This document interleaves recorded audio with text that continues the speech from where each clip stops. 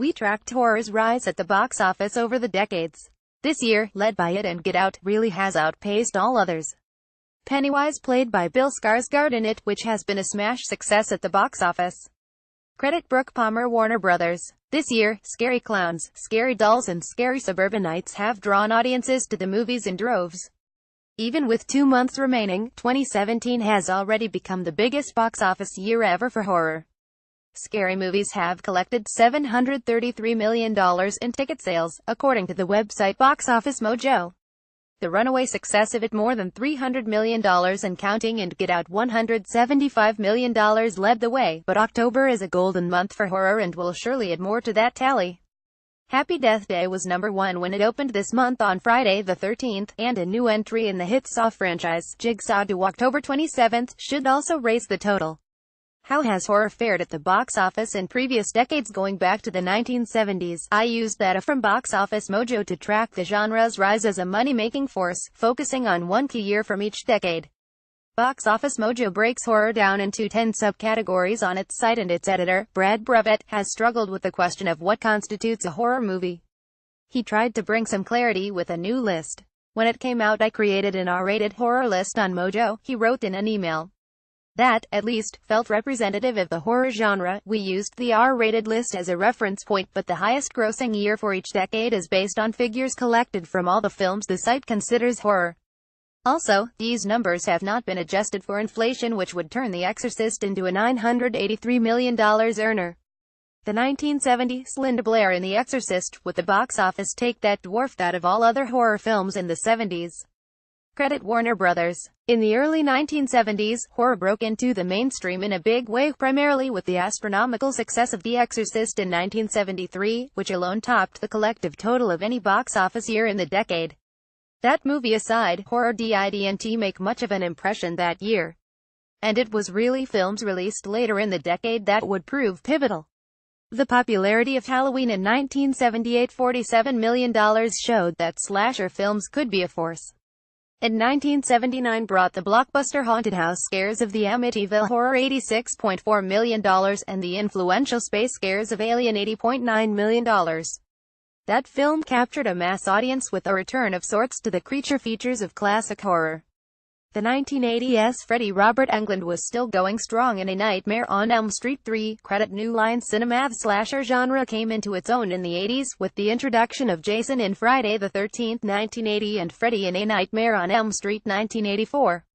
Those franchises produced buckets of blood and cash, $380.6 million total for Friday and $370.5 million for Elm Street. 1987 was one of the decade's most profitable. Elm Street was in its third installment, $44 million. The Lost Boys added young vampire thrills to the mix, $32 million, and the action horror of Predator, a movie that probably wouldn't have existed without the success of Alien, brought in strong numbers, $59 million. The 1990 Heather Donahue in the found footage hit The Blair Witch Project. Credit Artisan Entertainment. The early part of the 90s saw few major horror blockbusters.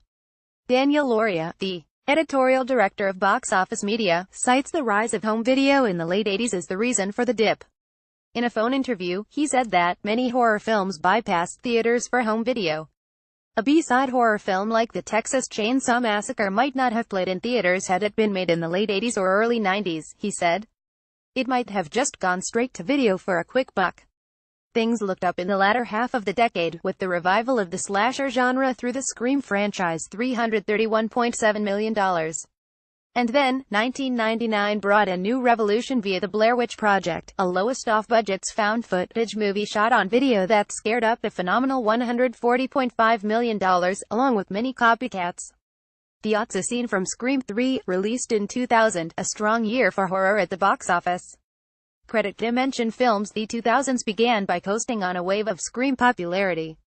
While that franchise added sequels, the 2000 parody Scary Movie pulled in $157 million. It ranked number 9 for the year, followed by the high-end horror drama What Lies Beneath at number 10.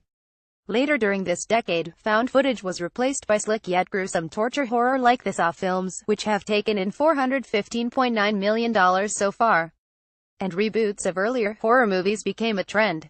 2009 featured a number of these films, including a reboot of Friday the 13th, a sequel to a reboot of Halloween, and the sixth entry in the Saw series.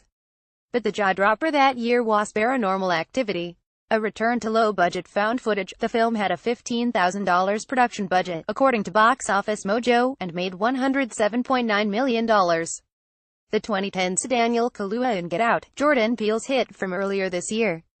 Credit Universal Pictures. 2017 has seen several strong performers from one of the most successful contemporary horror producers around, Jason Blum. Get Out, Split, Happy Death Day.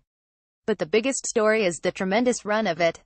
That Stephen King adaptation perked up the domestic box office after a dismal August, and not even box office experts predicted just how well the movie would perform. Mr. Laurie of Box Office Media said his team forecast an $81 million opening weekend. The real number was $123 million. He said they look at social media mentions to see how vocal audiences are being about a title. When it came to it, Mr. Laurie said, it was just really difficult to track the word across social media to get the snapshot we needed.